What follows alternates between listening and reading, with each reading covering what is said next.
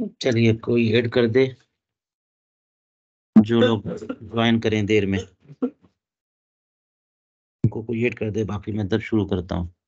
بسم اللہ الرحمن الرحیم، نحمده ونصلی ونسلم علی رسولہ الکریم، اما بعد۔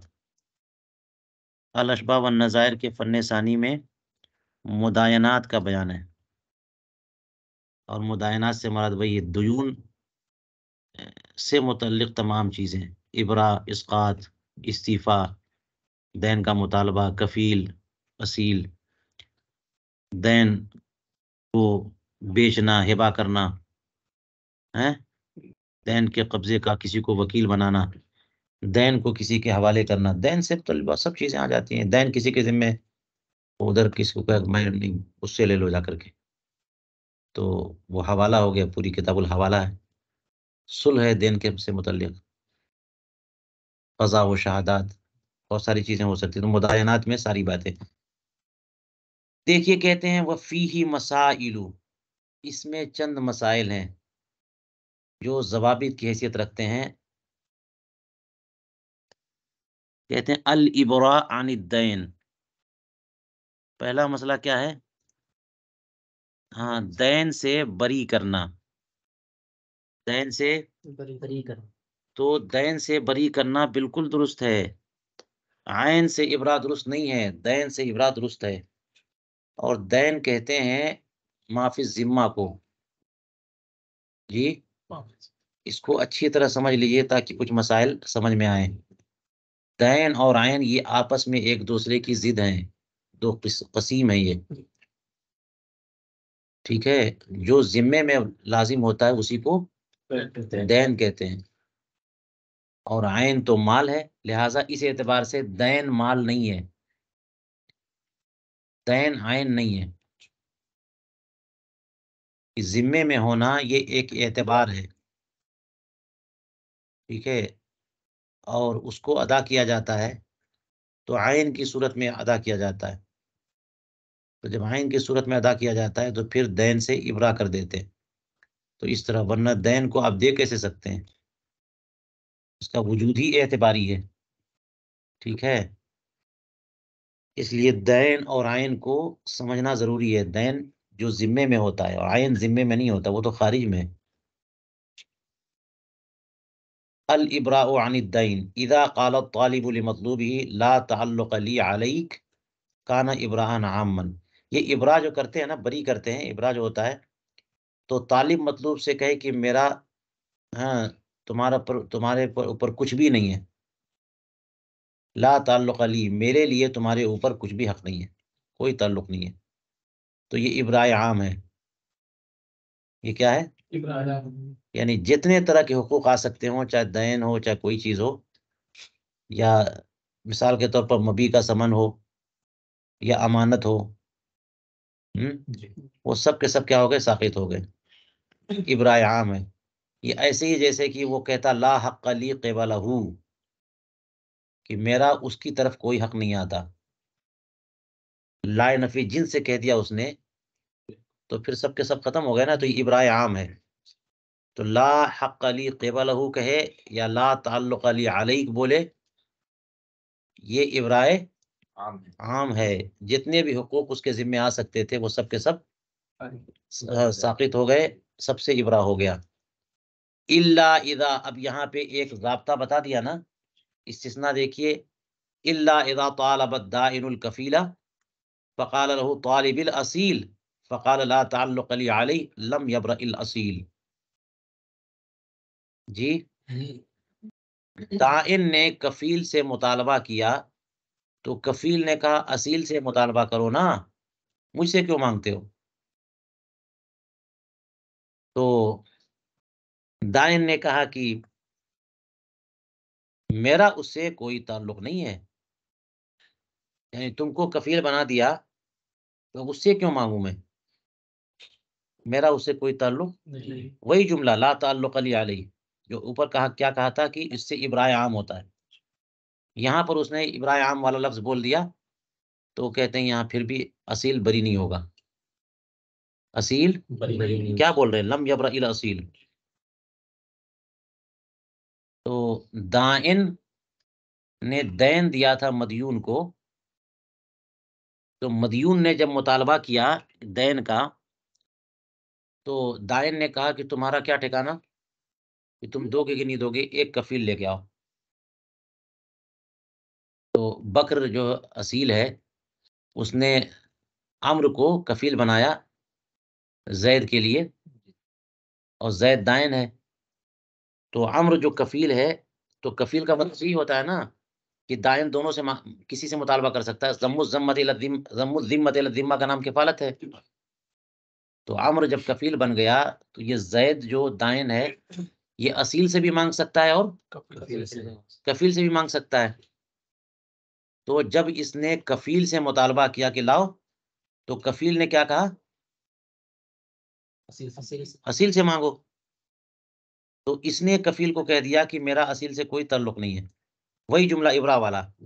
تو کیا اتنا کہنے سے اصیل بری ہو جائے گا؟ نہیں ہوگا، یہاں پر یہ استثناء ہو گیا۔ حالانکہ اگر یہ کفالت والا مسئلہ نہیں ہوتا، کفیل نہیں ہوتا، اور یہ کہتا اپنے مدیون کو کہ میرا اس پر کوئی حق نہیں آتا یا میرا کوئی تعلق نہیں، تو ابرا ہوتا کہ نہیں ہوتا؟ لیکن کفیل سے مطالبہ کیا، اس نے کہا اصیل سے مانگو، تو اس نے کفیل کو کہہ دیا کہ اصیل سے میرا کوئی تعلق نہیں ہے، یا لا تعلق علی قبلہ یا لا تعلق علی علی، تو اس سے اصیل بری نہیں ہوگا، کیونکہ اب مطالبہ دو سے متعلق ہو گیا ہے۔ اس کی تعویل یہ کریں گے کہ جب اس نے کفیل لے لیا اور کفیل سے مطالبہ کر رہا ہے، تو وہ یہ کہہ رہا ہے، جب یہ کہہ رہا ہے کہ میرا اصیل سے کوئی تعلق نہیں ہے یا کچھ بھی نہیں ہے، یعنی اب میں تمہیں سے مطالبہ کروں گا، مطالبے کی بات کر رہا ہے وہ، دین کو معاف نہیں کر رہا ہے وہ، بلکہ وہ یہ کہہ رہا ہے کہ میں مطالبہ اس سے کچھ نہیں کروں گا، اب تم سے کروں گا، اسی لیے تو میں نے تم کو گارنٹر بنایا۔ کیوں کفیل بنے ہو تم؟ جب کفیل سے مطالبہ کیا تو کفیل نے کہا اصیل سے مطالبہ کرو، کہا کہ نہیں اس سے کچھ نہیں ہے میرا۔ اس کا کیا مطلب ہوا؟ میں اس سے مطالبہ نہیں کروں گا، تو یہ ابرا نہیں ہے۔ تو ما لی علی کا کیا ہے؟ لا تعلق لی علی، لا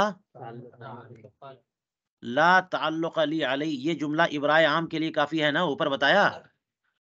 لیکن اگر دائن کفیل سے دین کا مطالبہ کر رہا تھا، تو کفیل نے فقال له، کفیل نے دائن کو کیا بولا؟ طالب الاصیلہ، تم دین کا مطالبہ کس سے کرو؟ تو دائن نے کہا کہ اصیل سے میرا کوئی تعلق نہیں، تو یہ کہہ دینے سے اصیل بری نہیں ہوگی، اور یہی قول مختار ہے جیسا کہ قنیہ میں۔ یہ مسئلہ سمجھ میں آ گیا؟ دوسرا ضابطہ دیکھیے، الابراء یرتد بالرد الا فی مسائل، ابراء رد سے رد ہو جاتا ہے، رد کرنے سے ختم ہو جاتا ہے، یعنی تبرعات میں 5 قسم کے تبرعات ایسے ہیں جو قبول کرنے سے صحیح ہو جاتے ہیں اور رد کرنے سے رد ہو جاتے ہیں، ورنہ تبرعات عام طور پہ رد کرنے سے رد نہیں ہوتے۔ دینے کو دیا تھا دے دیا، لو چاہے مت لو۔ تو ان میں اقرار اور یہ ابرا بھی ہے، ابرا جو ہے رد کرنے سے رد ہو جاتا ہے۔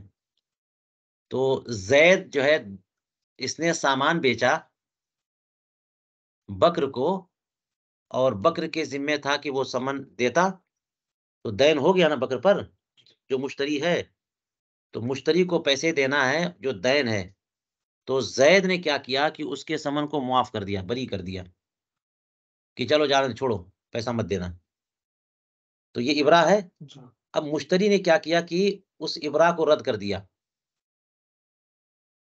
جی ابرا کو ہاں، تو یہ رد کرنے سے رد ہو جاتا ہے، ابرا رد کرنے سے نہیں، مجھے فری میں نہیں چاہیے، اس کا مطلب یہ ہوگا نہیں مجھے فری میں نہیں چاہیے، پیسہ تو دوں گا۔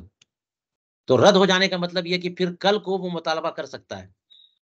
زید نے بکر کو سامان بیچا اور بکر نے پیسہ نہیں دیا ابھی، تو کل زید نے بکر کو سمن سے برات دے دی، تو اگر وہ خاموش رہا تو برات ہو گئی، لہذا کل کو مطالبہ پائے مشتری سے کر نہیں سکتا۔ لیکن اگر مشتری نے اس ابرا کو رد کر دیا تو رد ہو گیا، لہٰذا اگرچہ آج جو ہے نا زید نے اپنے مشتری کو بکر کو معاف کر دیا تھا، لیکن چونکہ اس معافی کو اس نے قبول نہیں کیا، تو پھر کل پرسوں وہ پھر مطالبہ کر سکتا ہے. یہ بات سمجھ میں آئی؟ جی الا فی مسائل، یہ ایک ضابطہ ہو گیا کہ الابراء یرتد بالرد. استثناء دیکھیے، الا فی مسائل، چند مسائل ایسے ہیں کہ جن میں رد کرنے سے بھی ابراء رد نہیں ہوگی، رد نہیں ہوگا. ٹھیک ہے. الاولی، پہلا مستثنی مسئلہ، اذا ابرأ المحتال المحال علیہ فردہ لم یرتد. محتال نے محال علیہ کو بری کر دیا. اب کتاب الحوالہ میں کم سے کم یہ بات سمجھ میں آنے کے 3 لوگ تو چاہیے نا.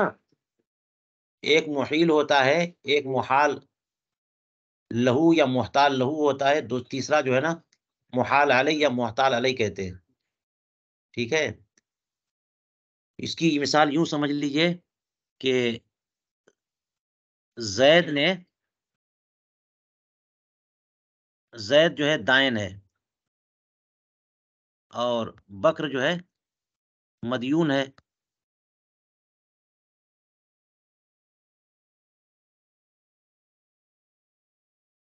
تو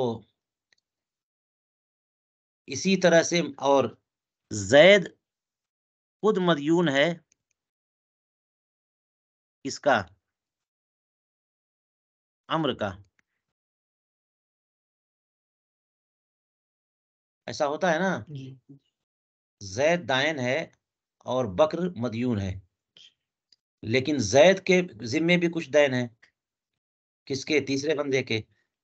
تو ایسی صورت میں عمرو جو دائن ہے، جس نے دین دیا ہے کس کو؟ زید کو، تو یہ دین کا مطالبہ عمرو زید سے کرے گا، اور زید کے بھی دین ہے کس پر؟ بکر پر. تو وہ مطالبہ اس سے کرے گا. تو زید جو بیچ میں ہے، یہ بکر کا دائن ہے اور عمرو کا مدیون ہے. اس نے حوالہ کر دیا کہ تم جو ہے نا، بکر کو کہہ دیا کہ تم جو ہے مجھے دینا ہے، تم کو مجھے مت دینا، عمرو کو دے دینا. اور عمرو سے کہہ دیا کہ تم بکر سے لے لینا. حوالہ سمجھ میں آ گیا؟ تو حوالہ جب ایجاب و قبول ہو جائے، تو حوالے سے کیا ہوتا ہے کہ جو محیل جو حوالہ کرتا ہے نا، اسی محیل کہتے ہیں، وہ بری ہو جاتا ہے. زید کے 500 روپے بکر پر آتے تھے، اسی طرح سے عمرو کے 500 روپے زید پہ آتے تھے. تو حساب برابر نہیں ہو گیا کہ تم میرے پاس آؤ گے، بجائے میرے پاس آنے کے جاؤ بکر سے لے لو. اسی کو حوالہ کہتے ہیں نا. تو جو اپنے اوپر آتے ہوئے قرض کو اپنے مدیون کے حوالے کر دے، تو جس کے لیے کرے گا وہ ہے محتال لہو، اور جس پر حوالہ کرے گا وہ محتال علیہ، اور جو کرے گا وہ محیل ہے. ٹھیک ہے. تو اب یہاں پر دیکھیے کہ ابر المحتال المحال علیہ، وہی ہے عمرو والی صورت. اور محتال سے مراد محتال لہو، کیونکہ جو حوالہ کرے گا وہ محیل ہے. تو محیل نے تو محتال لہو کو کہہ دیا کہ تم میرے پاس بار بار آتے ہو، جاؤ میرے مدیون سے لے لو. تو اس کا مدیون جو بکر ہے وہ محتال علیہ ہے. محتال علیہ کہیے یا محال علیہ کہیے. اور جس کا دین زید پر آتا تھا یہ محتال لہو ہے، اسی کو کہنا جا کے وہاں سے لے لو. تو اب کیا ہوا کہ محتال نے محال لہو کو بری کر دیا. محتال لہو نے کیا کیا؟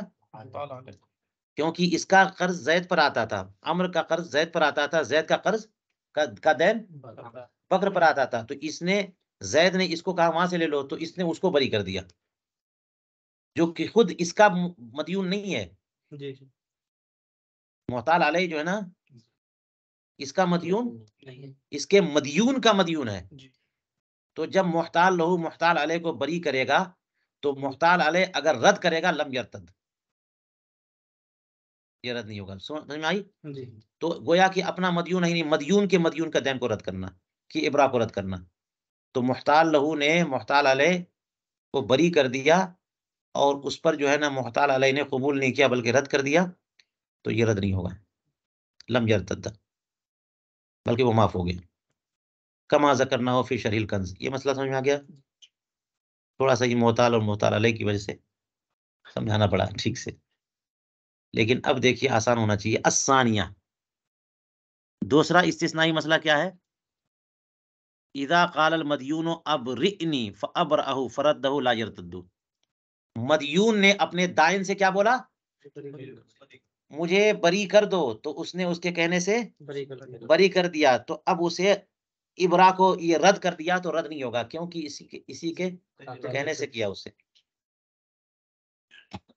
یہ رد نہیں ہوگا بلکہ ابرا ہو چکا، لہٰذا کل کو پرسوں کو وہ مطالبہ نہیں کر سکتا. یہ بات آسان ہے کہ نہیں ہے؟ کما فی البزازیہ. الثالثہ اذا ابرأ الطالب الکفیل فرده لم یرتد. طالب کفیل کو بری کر دے. طالب کیا کرے؟ طالب جو دائن ہے اسے تو اپنے مدیون سے یعنی اصیل سے مطالبہ کرنا ہے، بیچ میں کفیل آ گیا تو طالب جو ہے نا وہ کفیل کو بری کر رہا ہے. تو کفیل کو بری کرنے سے دین سے برات تھوڑی ہو جائے گی، یہ تو مطالبے میں شریک ہوا ہے نا. تو یہ براعت کس سے ہے؟ کفیل کو بری کیا، فردہ، تو کفیل نے اس ابرا کو کیا کر دیا؟ لم یرتد، تو یہ رد نہیں ہوگا، یعنی ابھی بھی اس سے مطالبہ کر سکتا ہے اور دین ابھی بھی اصیل پر رہے گا. معاملہ سب کے سب دین کا اصیل پر ہے نا. تو طالب اگر کفیل کو بری کر دے اور کفیل اس ابرا کو قبول نہ کرے، رد کر دے، تو رد نہیں ہوگا. جیسا کہ کتاب الکفالہ میں بیان کیا، وقیلا یرتد، مرتد نہیں ہے، وقیلا. اس کا مطلب یہ ہوا کہ اس میں ایک اور قول ہے کہ جب طالب کفیل کو بری کرے گا اور کفیل قبول نہ کرے، رد کر دے، تو رد ہو جائے گا. الرابعہ، چوتھا استثنائی مسئلہ کیا ہے؟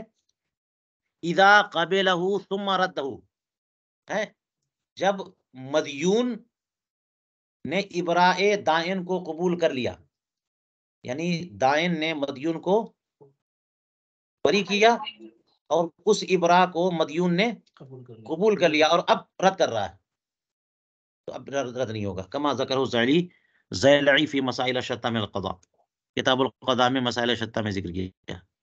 تو یہ 4 استثنائی مسائل تھے، ان کو بیان کر دیا. اب آئیے کہتے ہیں الابراء لا یتوقف علی القبول. ابراء قبول پر موقوف نہیں ہے. ابراء ہاں، یعنی قبول کرے نہ کرے، خاموش رہیں گے تب بھی ابراء ہو جاتا. ابراء جو ہے حالانکہ ابھی بتایا کہ ابراء رد کرنے سے رد ہو جاتا ہے، لیکن یہ ایجاب، یہ تبرع وہ ہے جو ایجاب و قبول دونوں ضروری نہیں ہے. لہذا دائن نے بری کیا اور مدیون خاموش رہا تو ابراء ہو جائے گا، لیکن رد کر دے تو رد بھی ہو جائے گا. تو اسی کو کہا الابراء لا يتوقف القبول، ابراء قبول پر موقوف نہیں ہے. مگر استثناء دیکھیے، الا فی الابراء فی بدل الصرف والسلم، مگر بدلے صرف اور بدلے سلم میں اگر جو ہے نا وہ ابراء کرے، کما فی البدائے، یعنی جتنے بھی ابراء ہیں وہ سب کے سب جو ہے نا قبول پر موقوف نہیں ہے، مدیون خاموش رہے تو وہ بری ہو جائے گا، لہذا مطالبہ بعد میں نہیں کر سکتا. لیکن یہ 2 ایسے ہیں کہ ان میں ابراء قبول پر موقوف ہے، اور اس کی وجہ یہ ہے کہ ان میں اصل میں یہ عقد ہے بدلے صرف اور بدلے سلم کی بات ہو رہی ہے. تو بیع سلم ہے یا بیع صرف ہے، تو ایک نے سمن کی بیع کی اور ادھر سے بھی سمن لینا ہے. تو سمن میں تو آپ کو پتا ہے نا کہ تقابض بدلین شرط ہے فی المجلس ہے. تو یہاں پر تقابل بدلین جو ہے وہ شرط ابھی ہم نے دے دیا ایک طرف سے صرف سمن، اور ابھی اس نے نہیں دیا ہے کہ یہ اسی سے معاف کر رہا ہے، بدل کو ہی معاف کر رہا ہے. تو بدل کو معاف کرنے کا مطلب یہ ہوا کہ وہ دونوں رکن ہیں، مبی اور سمن رکن ہے کہ نہیں ہے. تو کوئی ایسی صورت ہو سکتی ہے کہ رکن ہی ختم ہو جائے اور عقد ہو جائے؟ جی ایسا تو نہیں ہو سکتا نا. عقد ہو جانے کے بعد کوئی معاف کر دے الگ بات ہے، اب بھی عقد ہوا ہی نہیں. اور بدلے بیع صرف میں تقابض بدلین اگر مجلس میں نہ ہو سکے تو بیع باقی رہ جائے گی. تو ایجاب و قبول ہے، اور یہاں پہ ایک طرف مبی ہے، دوسری طرف سمن ہے، دونوں طرف سمن ہے. تو ان میں ایک بندہ کیا کر رہا ہے کہ دوسرے کو سمن سے بری کر رہا ہے. تو جس چیز سے بری کر رہا ہے وہ معاوضہ ہے نا، تبھی تو بے واقع ہوگی. تو یہ وہ عقد کا ایک رکن ہے، اور اس رکن کو ختم کرنے کا مطلب یہ ہوا کہ اقالہ کر رہا ہے یہ، لہٰذا دونوں کی مرضی چاہیے عقد کو کینسل کرنے کے لیے، اس لیے قبول کے بغیر نہیں ہوگا. یہ ابراء نہیں ہے، یہ پورے عقد کو ہی ختم کرنا ہے. ابراء کا مطلب یہ ہوتا ہے کہ عقد ہو چکا اور اب ایک چیز معاف کر رہے ہیں. جیسے بائع اور مشتری کے درمیان عقد ہوا، مبی دے دیا اس نے اور ثمن اس کو دینا ہے، عقد ہو چکا، قبضہ بھی ہو گیا، بیعت مکمل ہو گئی نا. اب بائع کہے کہ مشتری سے کہ میں نے تمہیں ثمن معاف کیا، تو یہ ابراء ہو گیا. لیکن بیع صرف میں بدلے صرف کو معاف اگر کرے گا تو یہ ابراء نہیں ہے، یہ عقد کو کمپلیٹ ہونے سے مکمل ہونے سے پہلے ختم کرنا ہے. تو جب عاقدین ہیں تو ان کی مرضی کے بغیر آپ کیسے ختم کر سکتے ہیں؟ یہی معاملہ بدلے سلم کا ہے کہ جو ہے نا مسلم فی الیہ نے رب السلم نے قبضہ دے دیا، پیسہ دے دیا اس کو، اب اس کو گیہوں یا چاول جو بھی ہے وہ دینا ہے 1 مہینے کے بعد، 15 دن کے بعد. تو جس نے پیسہ دیا تھا اس نے کہا کہ میں نے تم کو معاف کیا، تو یہ ابراء درست نہیں، کیونکہ وہ رکن ہے، اور رکن کو معاف کرنے کا مطلب بیع کو ختم کرنا. تو بیع سلم جب ہو چکی اور یہ کہے گا میں نے چھوڑا، تو اس کا مطلب یہ کہ پیسہ اس کو واپس کرنا پڑے گا. تو اس کو پیسے کی ضرورت تھی، اس لیے بیع سلم کیا تھا اس نے، اور آپ جو ہے وہ اس کو بدلے سلم کو کیا کر رہے ہو؟ معاف کر رہے ہو. اور معاف کرنے کا مطلب کیا ہوا؟ عقد کو ختم کرنا. تو اس کی مرضی بھی چاہیے. تو یہی 2 صورتیں ہیں کہ ابراء میں جو ہے نا قبول کے بغیر ابراء نہیں ہے. کن 2 چیزوں میں؟ بدلے صرف میں اور بدلے سلم میں، کیونکہ یہاں پر ابراء جو ہے نا یہ عقد کو ختم کرنے کے مترادف ہے. چلیے آج اسی تک، یہی تک روکتے ہیں.